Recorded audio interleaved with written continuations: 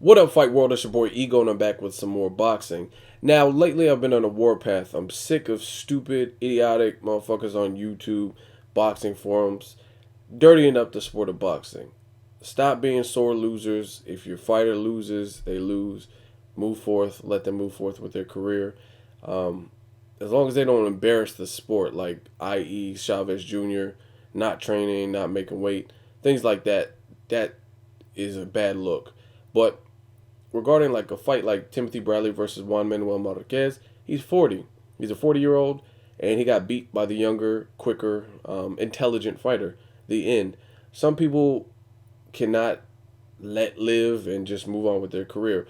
Marquez has had a hell of a career, but I'm also a realist, and I realize what styles benefit and suit his style the best, especially being age 40.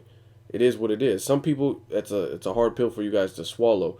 So the question has come up. A lot of people ask me my insight as far as who's ranked higher: Timothy Bradley, Marquez, Sergio Martinez, and the answer is, drumroll please, Timothy Bradley. Now, I didn't always have it this way. I had Marquez above Bradley, but Bradley just beat the dude that beat the dude. So Bradley has to move up higher than Juan Manuel Marquez. And I also put him up against Sergio Martinez. Now, some of you guys are idiots. You have selective hearing. You hear what you want to hear and you run with that. Listen to my words carefully. I know what I say because I'm there when I say it. And I am not shitting on Juan Manuel Marquez. I am not shitting on Sergio Martinez. They are great fighters, and I happen to like all of the fighters considered. But again, I use something that I don't know, it may be extinct, but it's called logic.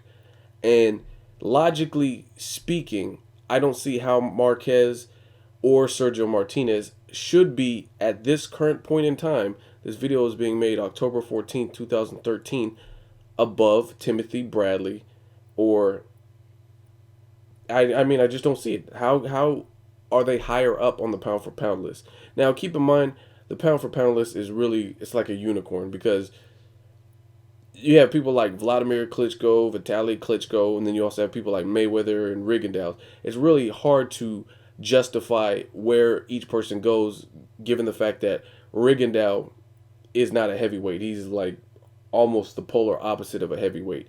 122, small dude, and then we're also mixing in people who are heavyweight. So what they can do and what he can do, it's going to be different. But using a logical standpoint of pound for pound, if a fighter was the same size in multiple weight classes and they had the same brain, the same skill set, the same type of wins, where would you place them? That's kind of how I make my pound for pound list.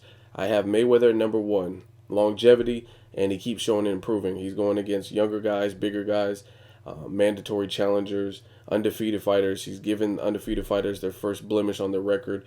You got to put him at number one. Number two, Andre Ward.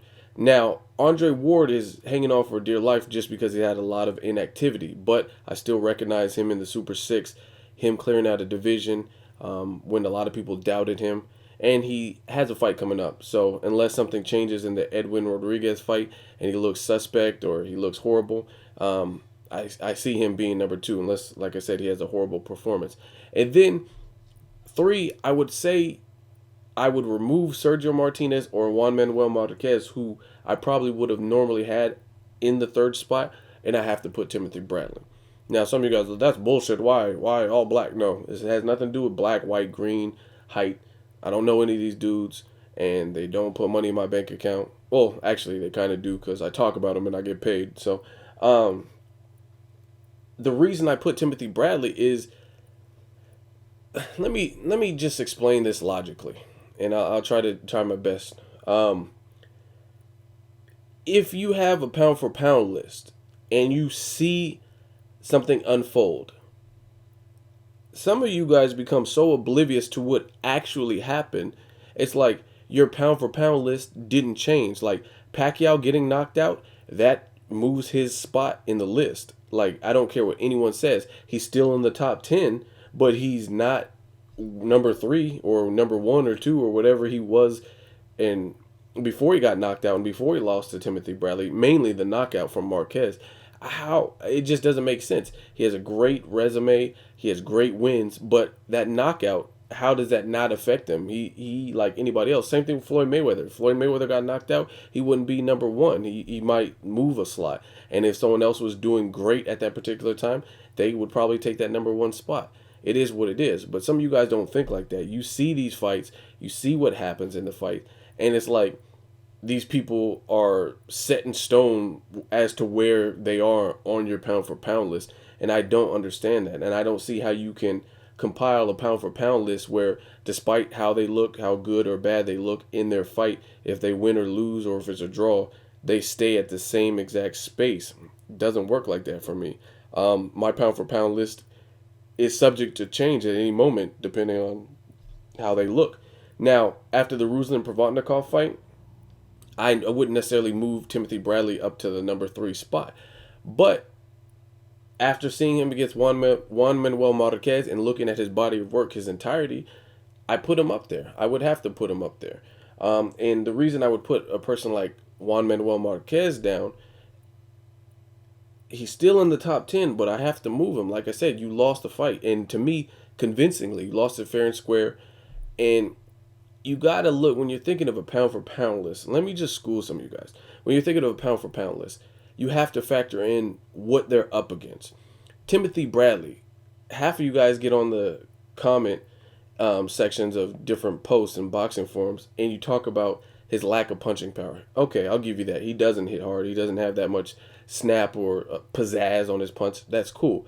So that's even more reason why he should be moving up instead of moving down on your pound for pound list. This is a dude with no punching power going against killers like Ruslan Provodnikov for accurate punchers with power and a lot of experience like Marquez, like Pacquiao, the speed and athleticism and angles and experience, and he's finding a way to win. I mean, how does that not equate to him moving up notches on the pound for pound list? Like I said, Abner Mares was creeping up on that list too, but he got starched and knocked out in his fight with Johnny Gonzalez. I didn't make that happen, but as a result, I can't move Abner Mares, but he has I can't keep him where I had him. I was like, damn, this dude, his resume is very solid, Abner Mares, that is. And he was inching his way up and up and up the ladder. And that was my honest opinion. And I'm not even a huge fan of Timothy. Like, a couple years ago, I was not a fan of Timothy Bradley. A couple years ago, I was not a fan of Abner Mares. They were cool. I just wasn't like diehard fans. Same thing with Danny Garcia. But the thing is, I'm a realist and I like and respect the boxing sport.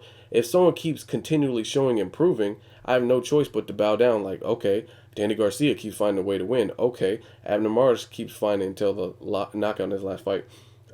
Timothy Bradley finding a way to win. I gotta give credit. If I see those things unfolding and see what they're up against and they keep showing improving even when I pick against them, I have no choice but to respect them. I picked against Bradley and I was wrong. And he looked good. He looked sharp. And I'm big enough to say that. But some of you guys aren't. You guys want to keep your fighter or whatever fighter you favor or their style or whatever the fuck it is. And you want to keep them, like, save their spot in line. Like this is a hot lunch line and they go to the bathroom or do whatever. And they're supposed to have a guaranteed spot. It doesn't work like that. Like I said, my list is subject to change based on performances, based on the entirety. And I think what Bradley was up against, moving up in weight, fighting Pacquiao, and even looking as good as he did and causing Pacquiao to look sloppy and miss and look very less than stellar from what we've seen in Pacquiao in recent memory, you have to take that into consideration. And he moved up in weight. Then fighting Ruslan Provodnikov, being out on his feet in the first 2 rounds and finding it within himself to outbox Ruslan for most of the rest of the fight in the middle rounds and whatnot. You got to give him credit. Marquez just had the thrilling win of his lifetime, of his career, knocked out an age-old nemesis in Pacquiao. Bradley fought that version of Marquez, and to me, he convincingly beat him. He outboxed him. He used the tools he had and got the job done. You got to give Bradley praise and credit for that. I don't see how you can't. Some people, you want to bring up stupid shit. Oh, he's boring. He has no punching power. That has nothing to do with skill. You know what I mean? This is not a popularity contest. It's a sport, a combat sport that showcases skill. You know what I mean? If I watch American Idol or The Voice, which I don't, but if I were to watch one of those, it's about singing. It's not, oh, they don't do this right or they're vegetarian. Like, that has nothing to do with their ability. Like, some of you guys get so sidetracked. He broke up with his girlfriend. Does that mean you can't sing or you can't fight because of all this extra curricular shit that's happening? Stupid. As far as Sergio Martinez, great fighter, but some of you guys are really reliving the past, the 2009, 2010, when Sergio Martinez was knocking out Paul Williams and having good fights with Kermit Cintron and Kali Pavlik and shit. That's quite some time ago. It's great for his resume, great for his legacy, but recently he looks like he's on the decline. He hasn't looked good in his last couple fights, and by good I mean he hasn't looked to that standard. Like the Paul Williams one good, he just hasn't. Kelly Pavlik good, he hasn't looked that good to me. Martin Murray, look what he was up against. Martin Murray was a fighter who was just coming off a loss to Felix Sturm, and he got knocked down arguably twice. I would have said there was two knockdowns, but he was at home. The ref only counted one, but we know he got knocked down one time. This is by a guy with like 24 fights and 11 KOs. So he's not necessarily, he's built, but he's not necessarily the most vicious puncher. He has less than 50% on his KO percentage, career-wise. It's a fighter who was in prison for some time, Martin Murray, and we don't know what skills he acquired. Like, I think he started boxing late, and like I said, he did the bid in prison or whatnot. And Sergio had a tough time. Plus, Sergio was where? In Argentina, where he's from. He had the hometown crowd advantage. Still got knocked down twice, again, in my opinion. Got knocked down twice and had a tough time and went life or death with Martin Murray, a fighter off a loss and a fighter with minimal punching power, right? Timothy Bradley, the whole crowd was against him. The whole crowd was pro Marquez for the most part. They were booing at every moment. Marquez would virtually do something very little or land one punch, and the crowd would go crazy. So the crowd was against Bradley. He sustained a lot of damage, it looked like, in the Ruslan fight, whereas Marquez looked great in his last fight. Well, he had trouble too with Pacquiao, but he knocked his man out. And that's the version of Marquez that Bradley just fought. So how can he not be higher than Sergio Martinez if you look at recent performances? Another thing, let's keep going through Sergio Martinez.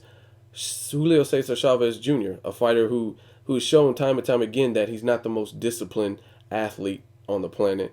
Another fighter who was grossly untested with, I guess you could say, top 5 middleweights. And that's true. So Sergio looked good, but he also got knocked down in that fight. In the 12th round, he was hanging on for dear life because he almost got stopped. But he boxed beautifully.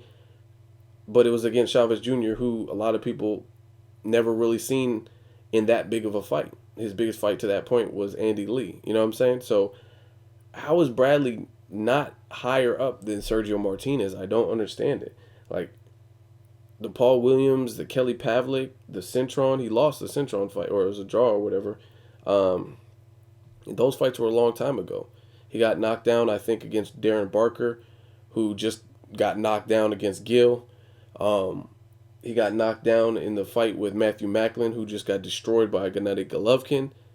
So how is Bradley not higher than Sergio Martinez if you look at his body of work and Sergio Martinez's body of work, especially in recent memory?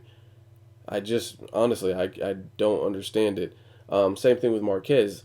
He beat Marquez, but you would say Marquez is higher up. Like, it doesn't make sense. Then what's the point of beating somebody if no matter what, they're always going to be higher than you on the pound for pound list? You know what I'm saying? So that's just my personal taste. Maybe I'll get into it a little bit more in a future video. But let me know where you guys have your pound for pound list. Do you have Marquez or Sergio Martinez higher than Timothy Bradley? And if that is the case, why? What happened? What is your thought process? Leave a comment, let me know. As always, hate, comment, or subscribe. Till next video, it's Ego signing off.